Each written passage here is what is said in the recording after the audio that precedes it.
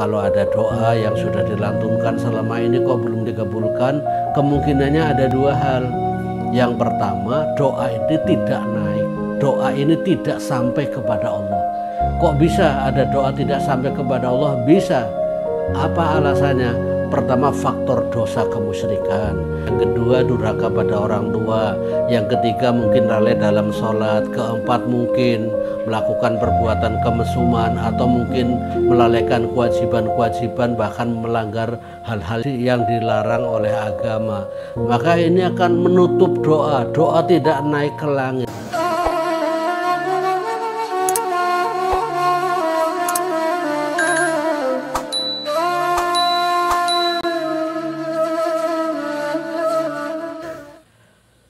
Assalamualaikum warahmatullahi wabarakatuh. Alhamdulillah, alhamdulillahilladzi arsala rasulahu bil huda wa dinil haq liyudhhirahu 'alad dini kullihi walau karihal musyrikun. Assalatu wassalamu ala Rasulillah wa ala alihi wa sahbihi wa mawalah. La haula wa la quwata illa billah.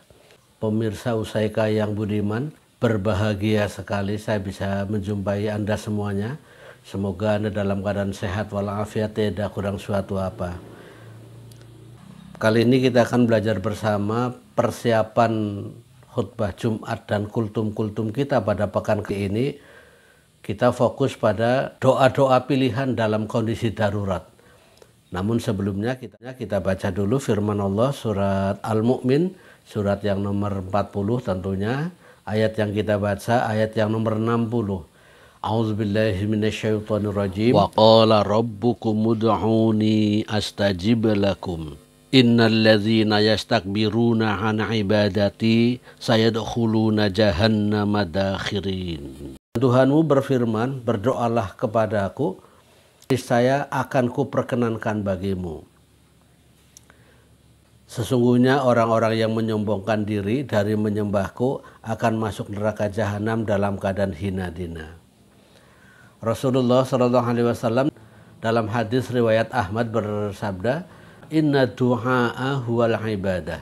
Summa qara'a ud'uni astajib lakum. Innal ladzina yastakbiruna an ibadati sayadkhuluna jahannama dakhirin.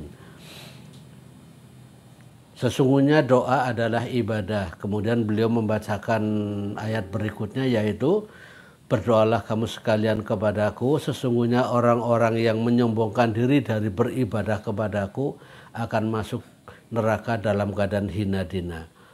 Ayat ini mengajarkan kepada kita sebuah kasih sayang Allah yang sangat luar biasa, cinta Allah yang sangat luar biasa kepada para hamba-hambanya. Bahkan kalau kita baca sebuah riwayat ada digambarkan Allah sangat mencintai pada hamba-hambanya yang banyak berdoa.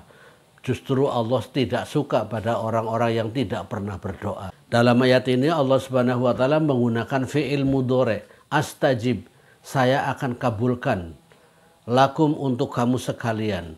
Pengertian fi'il mudhari ini berlaku sekarang, yang akan datang, dan selalu. Ini artinya dari mulai sekarang dan yang akan datang, doa-doa selalu akan dikabulkan oleh Allah Subhanahu wa taala. Mungkin perlu kita sampaikan pada para jamaah nanti, ya, kalau ada doa yang sudah dilantunkan selama ini kok belum dikabulkan, kemungkinannya ada dua hal. Yang pertama, doa itu tidak naik, doa ini tidak sampai kepada Allah. Kok bisa ada doa tidak sampai kepada Allah? Bisa. Apa alasannya? Pertama, faktor dosa kemusyrikan. Kedua, durhaka pada orang tua. Yang ketiga, mungkin lalai dalam sholat. Keempat, mungkin melakukan perbuatan kemesuman atau mungkin melalaikan kewajiban-kewajiban, bahkan melanggar hal-hal yang dilarang oleh agama. Maka ini akan menutup doa. Doa tidak naik ke langit. Maka Allah tidak akan mengkabulkan pada doanya para pendosa. Kemungkinan kedua adalah doa sebenarnya sudah dikabulkan oleh Allah, tapi dia tidak bisa merasakan. Itu biasanya disebabkan faktor kelalaian atau adamu syukri. Faktor kelalaian atau sedikitnya rasa syukur. Nah, misalkan begini, kalau kita minta air pada keluarga, misalkan ini ada botol, kalau kita minta air ya pastikan dibuka dulu tutupnya, kemudian biar dituang sampai penuh, baru kita tutup. Tapi kalau kita dari awal sudah minta air, kemudian tutupnya diem-diemin saja, dituangkan air sebanyak apapun, maka air tidak ada yang masuk sama sekali. Ini gambaran bahwa manakala kita berdoa kepada Allah, tetapi kita menyia-nyiakan setiap peluang yang ada. Ngadamu syukri.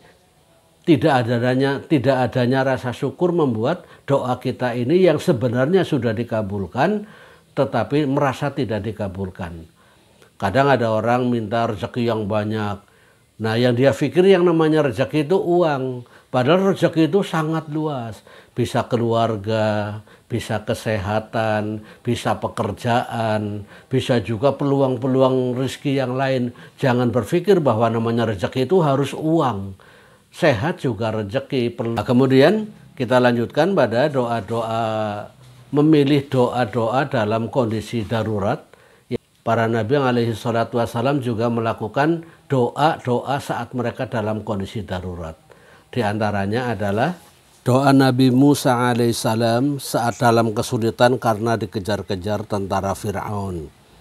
Dalam Al-Quran disebutkan, A'udzubillahi minasyaitonirrajim, fasaqa lahuma summa tawalla ila dhilli faqala rabbi inni lima anzalta ilayya min khairin faqir. Maka dia Musa memberi minum ternak kedua perempuan itu. Kemudian dia kembali ke tempat yang teduh lalu berdoa, ya Tuhanku, sesungguhnya aku sangat memerlukan suatu kebaikan makanan yang Engkau turunkan kepadaku. Dalam ilmu balaghah, ucapan Nabi Musa alaihissalam ini disebut istirham, minta dikasihani, minta disayang, minta dirahmati oleh Allah. Tapi kita bisa melihat meskipun seorang nabi di dalam mengutarakan sebuah permohonan kepada Allah dengan istirham tadi, tidak semata-mata hanya duduk diam dan melamun, tapi dia berupaya melakukan sesuatu, yaitu membantu dua orang wanita yang tidak bisa memberi air minum, kecuali para pria yang ada di situ sudah memberi air minum kepada ternak mereka. Maka apabila kalau kita sudah melakukan suatu kebaikan, berharap dari kebaikan yang kita lakukan mendapatkan rizki, boleh meniru ucapannya Nabi Musa ini dengan kalimat Rabbi inni lima anzalta ilayya min khairin faqir. Dimulainya dari Rabbi, kemudian inni lima anzalta ilayya min khairin faqir. Yang kedua adalah doa Nabi Ayyub alaihissalam saat diuji dengan penyakit menaun. Dalam Al-Quran surat Anbiya ayat 83, Allah Subhanahu wa taala berfirman, A'udzubillahi minasyaitonirrajim, wa ayyuba idznada rabbahu anni massaniyad durru wa anta arhamur rahimin.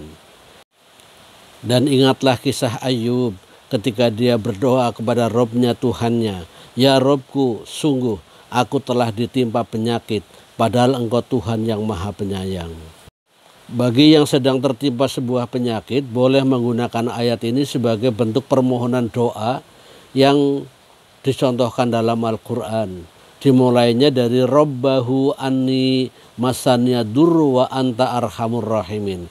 Karena kita sendiri yang berdoa kepada Allah, domirnya boleh memakai Rabbi anni masaniya durru wa anta arhamur rahimin. Tidak Rabbahu anni, tetapi langsung Rabbi anni masaniya durru wa anta arhamur rahimin.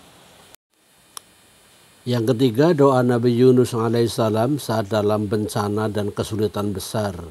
Dalam Al-Quran disebutkan, A'udzubillahi minasyaitonirrajim, wa zannuni idz dzahaba mughadiban fa dhanna allan naqdira alaihi fanada fi dzulumati alla ilaha illa anta subhanaka inni kuntu minadz zalimin.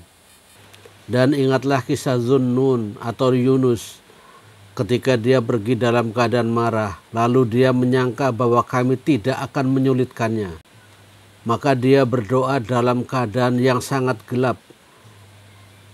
Tidak ada Tuhan selain Engkau, Maha Suci Engkau, sungguh aku termasuk orang-orang yang zalim. Sikap Nabi Yunus alaihissalam yang meninggalkan umatnya ternyata mendapatkan kesulitan besar, yaitu hidup di dalam perut ikan yang begitu gelap dan tentunya sangat menyiksa.